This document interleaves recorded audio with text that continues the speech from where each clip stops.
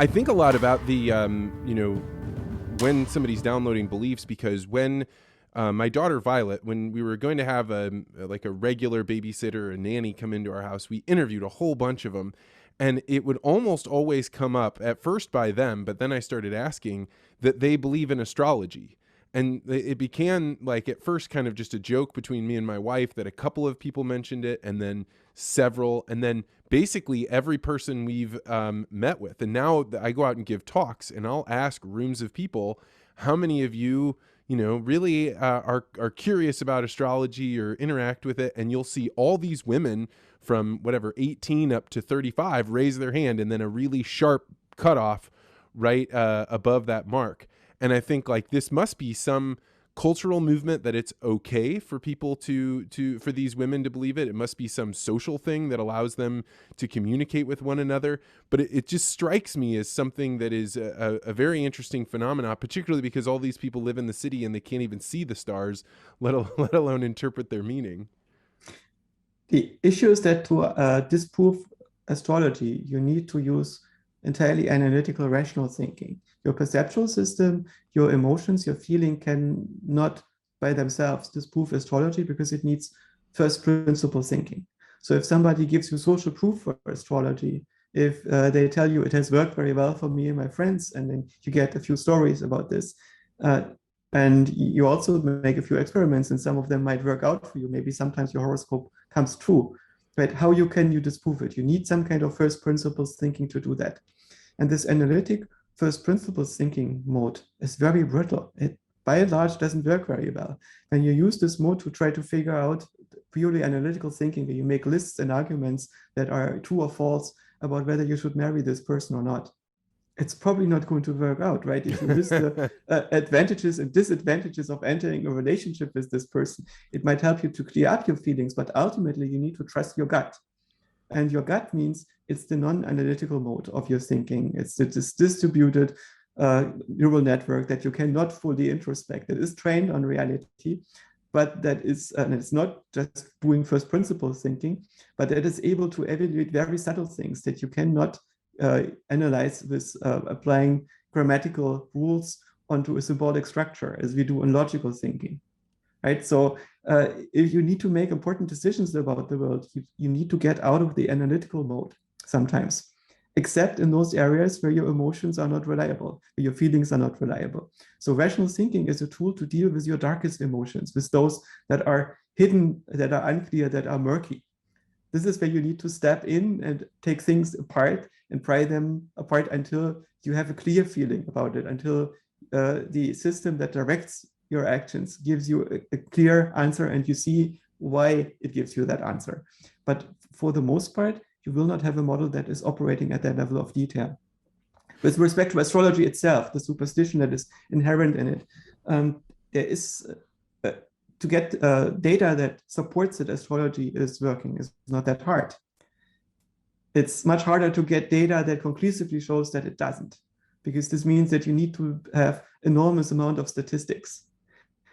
And when I was young, I looked at astrology and I thought this is very unlikely to be true. Like I couldn't put my finger on it why it wasn't, because there was such an elaborate science. You had formulas that would allow you to calculate, and there were books about this, from your exact latitude and longitude and date of birth, how very particular things in your life would play out. So the more effort you would be making, the more knowledge you would be incorporating, the more books you would be reading about this, more authorities you were studying, the more you would be able to do with this, right? And how is that not the scientific method?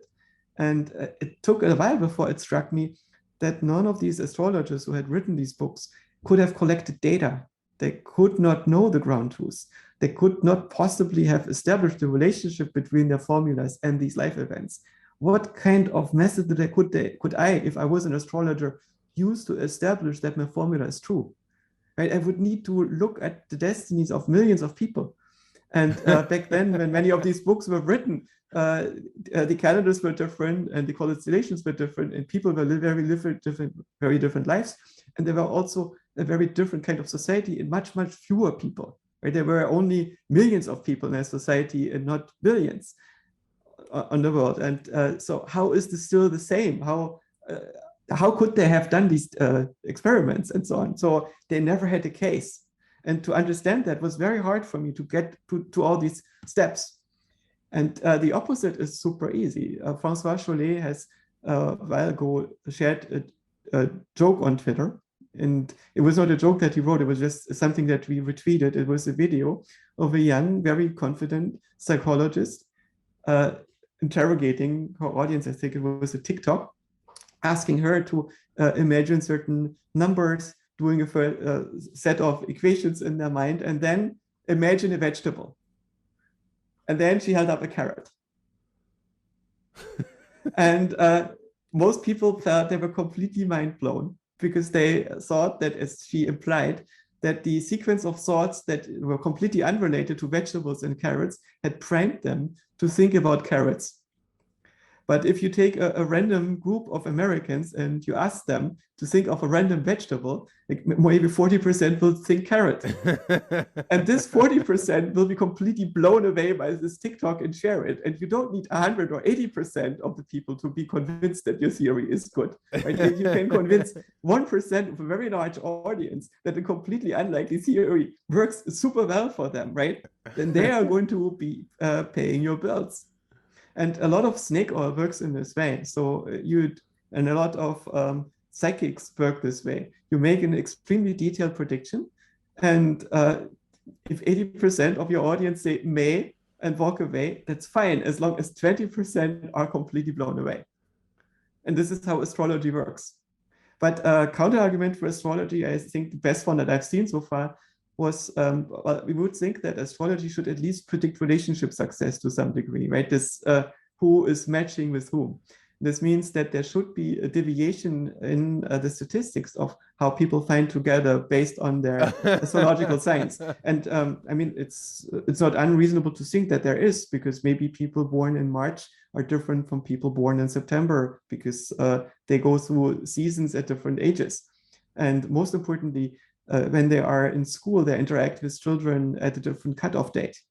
Right? So if you are the youngest in your class, which is related to the months in which you're born, you're much more likely to be diagnosed with ADHD. If you're the oldest in your class, you are more likely to be dominant in your class. And as a result, you will earn more money because you will more likely be promoted in leadership position later on in your life. And you can show these statistical effects. So there is such a correlation between your date and birth that is caused by the school system and the cutoff dates in the school system. Right? You can show that, but for relationship success, it doesn't exist. So when OkCupid did statistics over the birth dates of people, millions of people in their database, and their matching success, you see that it's completely flat. It's absolutely equally distributed. So there is zero correlation with very high confidence between relationship success and your zodiac sign.